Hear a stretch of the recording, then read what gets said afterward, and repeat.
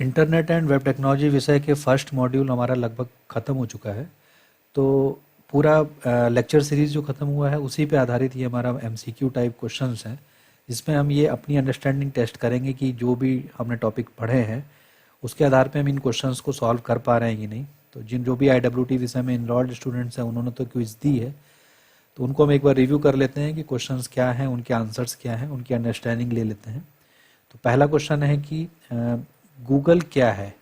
ये जो URL है www.google.com, इसमें ये गूगल वर्ल्ड जो लिखा हुआ है उसकी बात हो रही है, इस URL की बात हो रही है। इसमें तो ये हमने URL वाले वीडियो में पढ़ा था कि किसी भी URL में हमारे पास डोमेन होता है, तो डोमेन हमारे पास टॉप लेवल डोमेन हो सकता है। तो यहाँ पे .com क्या है, ये टॉप लेवल डोमेन है। गूगल क्या है, ये सेकेंड लेवल डोमेन है। तो यही इस क्वेश्चन में पूछा है कि गूगल क्या है इस URL में। तो इस URL में हमारा गूगल क्या है, ये एक सेकेंड लेवल डोमेन है। ये सेकेंड ऑप्शन इसका सही है, ये वाला। ठीक, आगे बढ़ते हैं। नेक्स्ट क्वेश्चन है क्लासरूम इज अ, तो सिमिलर टाइप क्वेश्चन है कि URL में हम आइडेंटिफाई करना चाहते हैं। ये हमारे पास URL है, ये वाला। तो इसमें पूछ रहा है कि ये क्लासरूम वर्ड क्या है। तो .com is a top level domain, Google is a second level domain and classroom is a सब डोमेन। तो थर्ड ऑप्शन इसका सही है। नेक्स्ट क्वेश्चन देखते हैं। विच of the following component is required in URL। तो URL में हमने डिफरेंट कंपोनेंट्स पढ़े थे। यहाँ पे हम पूछना चाह रहे हैं कि उस कंपोनेंट में जितने भी पार्ट थे उसमें ऐसा कौन सा पार्ट है जो कि मैंडेटरी है, रिक्वायर्ड है, बिना उसके URL कंप्लीट नहीं हो सकता। तो फ्रैगमेंट क्या होता था, जो हैश करके हम ऑप्शन लिखते थे वो फ्रैगमेंट होता था, वो कभी भी हम रिक्वायर्ड नहीं कह सकते हैं। क्वेरी स्ट्रिंग मतलब URL में जो क्वेरी पास करते हैं वो वाला पोर्शन, वो हमारा क्वेरी स्ट्रिंग होता था, वो भी रिक्वायर्ड नहीं है। होस्ट का मतलब जो हमारा सर्वर जहाँ पे होस्टेड है उस मशीन को IP या उस मशीन का डोमेन, ये हमारे लिए रिक्वायर्ड पार्ट है। पोर्ट नंबर रिक्वायर्ड है लेकिन ऑप्शनल होता है, क्योंकि पोर्ट नंबर बाय डिफॉल्ट वो 80 पोर्ट पे रिक्वेस्ट भेजता है। तो इन चार ऑप्शन में अगर हम कहें तो हमारे पास ऑप्शन इसका होस्ट आएगा, जो कि रिक्वायर्ड फील्ड मानी जाएगी। नेक्स्ट क्वेश्चन है विच of the following is not a URL component. इसमें से कौन सा URL कंपोनेंट नहीं है। तो स्कीम होता था मतलब प्रोटोकॉल, प्रोटोकॉल हमें पता था कि ये प्रोटोकॉल URL का पार्ट होता है। फ्रैगमेंट जो हैश करके हम फ्रैगमेंट लिखते हैं। होस्ट मतलब जहाँ पर सर्वर पे हम भेजना चाहते हैं रिक्वेस्ट। DNS लुकअप होता है, ये URL का पार्ट नहीं है। हम डोमेन से उसके DNS लुकअप करते हैं IP आइडेंटिफाई करने के लिए, लेकिन DNS सर्वर हमारा URL का पार्ट नहीं होता है। तो लास्ट ऑप्शन इसका URL का कंपोनेंट नहीं है।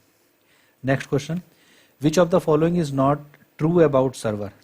सर्वर के लिए इसमें कौन सी बात गलत है ये पूछ रहा है। तो पहला पॉइंट है provides the services to other components, एकदम सही बात है। सर्वर का हमारा मोटिव ही है कि सर्विसेज और इन्फॉर्मेशन प्रोवाइड करना। Second option is server is not a program, it's a machine. ये ऑप्शन गलत है, क्योंकि सर्वर किसी मशीन को हम तभी कहते हैं क्योंकि वहाँ पे सर्वर प्रोग्राम पड़ा होता है। जो प्रोग्राम किसी एक पर्टिकुलर पोर्ट पर लिसन कर रहा है, उसी प्रोग्राम की वजह से उस मशीन को हम सर्वर कहते हैं, ना कि मशीन की वजह से सर्वर प्रोग्राम वहाँ पे होता है। तो ये सेकंड ऑप्शन गलत है। थर्ड ऑप्शन है DB server is also type of server. ये हमने पढ़ा था कि डिफरेंट टाइप्स के सर्वर हो सकते हैं, क्लाइंट सर्वर वाले वीडियो में। डिफरेंट टाइप्स के सर्वर्स हैं, वो डेटाबेस सर्वर हो सकते हैं, FTP सर्वर हो सकता है, DNS सर्वर है। इसी तरीके से हम कह सकते हैं कि जो भी सर्व कर रहा है वो सर्वर है। तो DB एक सर्वर है। ऑल ट्रू मतलब सारे ट्रू हैं, ये भी गलत है। तो सेकंड ऑप्शन खाली हमारा, क्योंकि इसने पूछा है नॉट ट्रू, तो ये वाला ऑप्शन हमारा सही नहीं है। ठीक, नेक्स्ट क्वेश्चन देखते हैं। Domain name is map to IP address by, कौन डोमेन की मैपिंग करता है। तो DNS लुकअप होता है, ये हमने पढ़ा था URL वाले चैप्टर में। तो DNS सर्वर होता है, वही डोमेन को IP से मैप करता है। ये क्यों यूज करते थे, क्योंकि IP एड्रेस हमें याद नहीं रहता, तो हम क्या करते हैं उसका डोमेन नेम लिखते हैं। जैसे गूगल की सर्वर का IP हमें नहीं मालूम, लेकिन हम google.com यूज करते हैं। तो google.com के IP कैसे पता चलेगी, DNS सर्वर के द्वारा पता चलेगी। तो DNS सर्वर क्या करेगा, google.com की मैपिंग करेगा गूगल के सर्वर से, वहाँ पे वैसे काम होता है। तो ये अगर कंसेप्ट आपको समझ में नहीं आया तो फिर से आप वो URL वाले वीडियो में जाएंगे तो वहाँ पे आपको चीज़ें क्लियर हो जाएंगी।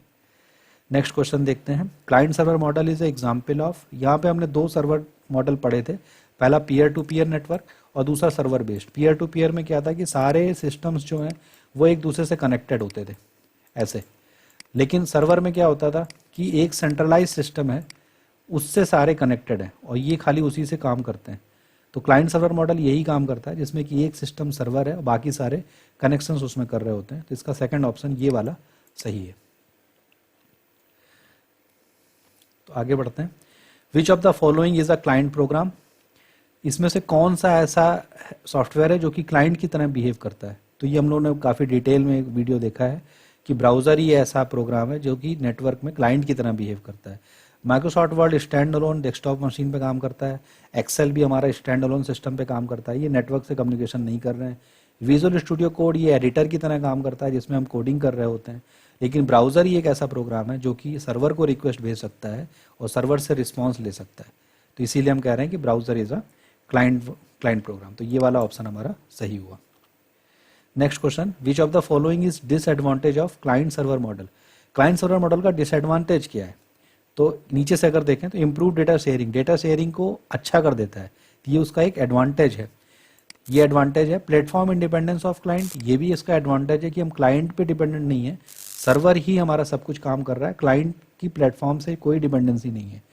थर्ड है सेंट्रलाइज मैनेजमेंट, अगर एक जगह हमने मैनेज कर दिया डेटा को तो बाकी सारे मशीन्स पर वो डेटा मैनेज्ड फॉर्म में पहुंच रहा है, ये भी क्लाइंट सर्वर मॉडल का एडवांटेज है। फर्स्ट ऑप्शन है कि अगर ओवरलोडेड हो जाता है, मतलब मल्टीपल क्लाइंट्स उस सर्वर को रिक्वेस्ट भेज रहे हैं और वो ओवरलोड हो गया है, तो वो सर्वर डिले करेगा जिसका इम्पैक्ट सारे क्लाइंट पर आ सकता है। तो ये वाला ऑप्शन हमारा इसका डिसएडवांटेज है। नेक्स्ट क्वेश्चन देखते हैं। World wide web was invented, ये हमने बहुत डिटेल में पढ़ा है www की वीडियो में। 1989 में टिम बर्नर्स ली ने www, HTML और क्लाइंट सर्वर मॉडल ये सारे कंसेप्ट ले आए थे, तो 1989। नेक्स्ट क्वेश्चन, जो पहला सर्वर उन्होंने क्या बनाया था उसका नाम था HTTPD, ये भी उसी वीडियो का पार्ट है। नेक्स्ट क्वेश्चन है, www और इंटरनेट क्या एक ही चीज़ है। नहीं, दोनों एक ही चीज़ें नहीं है। इंटरनेट एक प्लेटफॉर्म है जिसमें सारे सिस्टम आपस में कनेक्टेड है और www उसकी एक सर्विस है जिसकी सहायता से हम डॉक्यूमेंट्स शेयर करते हैं इंटरनेट पर यूजिंग HTTP प्रोटोकॉल। तो ये क्या ये दोनों सेम है? नहीं, सेम नहीं है, फॉल्स। नेक्स्ट क्वेश्चन, W3C ये हमने पढ़ा था कि टिम बर्नर्स ली ने ही ये इस्टेब्लिश किया था और इसका मोटिव था कि हम इंटरनेट के लिए जो WWW की उन्होंने सारी सेटअप किया है उसमें उन्होंने कहा था कि हम W3C के द्वारा उनके स्टैंडर्ड डिसाइड करेंगे, तो उसका फुल फॉर्म है वर्ल्ड वाइड वेब कंसोर्टियम। तो फर्स्ट ऑप्शन इसका सही है। Next question, shortcut to open new window in browser, ये सारे क्वेश्चन ब्राउज़र से रिलेटेड हैं जो कि हमने लास्ट क्लास में पढ़े थे। तो नया विंडो खोलने के लिए न्यू विंडो में Ctrl+N। Next question, new tab में Ctrl+T। याद रखने का तरीका है कि N का मतलब न्यू विंडो, T का मतलब न्यू टैब। फिर आता है प्राइवेट मोड में अगर खोलना होता था तो हम Ctrl+Shift+N करते थे, ये थर्ड ऑप्शन है, ये इसका आंसर है। फिर हिस्ट्री देखने के लिए हमारे पास क्या ऑप्शन था? हिस्ट्री देखने के लिए हमारे पास ऑप्शन Ctrl+H है। Ctrl+J से हम डाउनलोड्स देखते थे, Ctrl+T से न्यू टैब खोलते हैं, N से नया विंडो खोलते हैं, H से हम हिस्ट्री देखते हैं कि हमने ब्राउज़र में क्या क्या पहले विजिट किया हुआ है। नेक्स्ट है वेब पेज को अगर हमें प्रिंट करना है तो उसका ऑप्शन क्या है? प्रिंट करने का जनरली एक ही कमांड होता है, Ctrl+P, चाहे वर्ड की फाइल हो, चाहे एक्सेल हो, या कोई इमेज हो, या फिर वेब पेज हो, सभी में प्रिंट का कमांड क्या है? Ctrl+P। फिर अगला क्वेश्चन है कि web client send the request to server before DNS lookup और आफ्टर DNS लुकअप। ये पूछ रहा है कि जब क्लाइंट सर्वर को रिक्वेस्ट भेजता है तो वो लुकअप जो DNS लुकअप करता है वो सर्वर को रिक्वेस्ट भेजने के पहले करता है कि सर्वर को रिक्वेस्ट भेजने के बाद करता है। तो ऑब्वियस है कि सर्वर का IP लेने के लिए ही हम DNS के पास जाते हैं, तो जब IP मिल जाएगा फिर सर्वर के पास जाएंगे, तो DNS लुकअप के बाद हम सर्वर पे जाते हैं। तो सेकंड ऑप्शन इसका सही है, after DNS lookup. Next question है, source code of web page can not be seen by, इसमें से किस ऑप्शन के द्वारा हम सोर्स कोड नहीं देख सकते हैं? तो राइट क्लिक करेंगे और व्यू सोर्स करेंगे तो देख सकते हैं, या फिर हम डायरेक्टली Ctrl+U करेंगे तो भी हम देख सकते हैं। Ctrl+N से नया विंडो खुल जाता है, उससे हम नहीं देख सकते। तो ये थर्ड ऑप्शन ही ऐसा है जो कि गलत है। Next question, which of the following component of web browser provides method to user to interact with the browser. इसमें हमने वेब ब्राउजर के आर्किटेक्चर पढ़े थे और पढ़ा था कि उसमें 7 पार्ट होते हैं आर्किटेक्चर के। सबसे पहला पार्ट है जिसमें यूजर इंटरेक्ट करता है, वो होता है यूजर इंटरफेस। ब्राउजर इंजन क्या करता है? ब्राउजर इंजन रेंडरिंग इंजन और यूजर इंटरफेस के बीच का पोर्शन है। जो कि इन दोनों को कनेक्ट करने के लिए यूज होता है।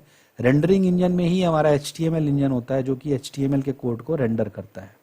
नेटवर्किंग वाला पोर्शन क्या करता है कि ब्राउजर से नेटवर्क का कम्युनिकेशन करवाने के लिए नेटवर्किंग कंपोनेंट इस्तेमाल होता है। तो अगर आपको ये क्लियर नहीं है तो एक बार वेब ब्राउजर वाला लेक्चर देख लेंगे, उसमें सारी चीजें क्लियर हो जाएंगी। नेक्स्ट क्वेश्चन है विच of the following component of web browser contains HTML parser. ये भी हमने डिस्कस किया। HTML पार्सर हमारा रेंडरिंग इंजन वाले कंपोनेंट के पास होता है। तो रेंडरिंग इंजन की रिस्पॉन्सिबिलिटी है कि HTML के कोड को समझे, उसको पार्स करे और रेंडर करके यूजर इंटरफेस को भेज दे ताकि वो उसको यूजर को दिखा सके।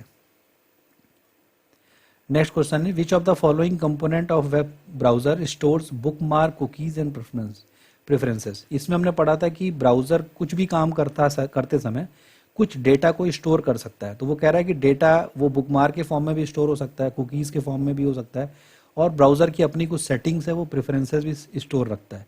तो ये वेब ब्राउज़र का ये सारा काम, वेब ब्राउज़र आर्किटेक्चर में डेटा परसिस्टेंस एक कंपोनेंट था, वो ये काम करता है। बाकी तीनों चीज़ें डेटा स्टोर करने का काम नहीं करती, ये हम देख चुके हैं। तो डेटा परसिस्टेंस इसका सही आंसर है। सेकंड लास्ट क्वेश्चन है internet is also called as an international network. सही बात है। It is a network of networks, ये भी सही है। और इंफॉर्मेशन हाईवे भी है ये, क्योंकि सारी इंफॉर्मेशन इसी इंटरनेट के द्वारा भेजी जाती है। क्योंकि इतने वाइडली फॉर्म में हम इसको इन्फॉर्मेशन को शेयर कर रहे हैं इतने व्यापक तरीके से, इसीलिए इसको इंफॉर्मेशन हाईवे कह दिया गया। तो ये सारे ऑप्शन सही है, तो डी ऑप्शन इसका सही होगा, all of the above. Last question है which are among the following is the uses of internet. इसमें इंटरनेट का यूज़ क्या है? इलेक्ट्रॉनिक मेल करने में भी हम इंटरनेट को यूज़ करते हैं, टेलनेट को करते हैं तो भी इंटरनेट यूज़ करते हैं, वीडियो कॉन्फ्रेंसिंग में भी इंटरनेट यूज़ होता है। तो ये सारे ऑप्शन सही हैं, लास्ट वाला सही होगा। तो ये सारे क्वेश्चन हमने डिस्कस कर लिए हैं। इस क्वेश्चन में कोई डाउट है तो आप जो ब्राउज़र्स के URL के क्लाइंट सर्वर मॉडल सारे वीडियोज़ हैं वो उनको आप एक बार दोबारा देख लीजिएगा। फिर भी कोई डाउट रहता है तो आप कमेंट करके या ईमेल करके पूछ सकते हैं। जिन्होंने भी ये एग्ज़ाम दिया है वो एक बार इसके मार्क्स कैलकुलेट करके कमेंट में बताएं कि उनके कितने क्वेश्चन, इन 25 क्वेश्चंस में उनके कितने क्वेश्चन सही हुए हैं। ठीक है, आज के लिए इतना ही। Thank you.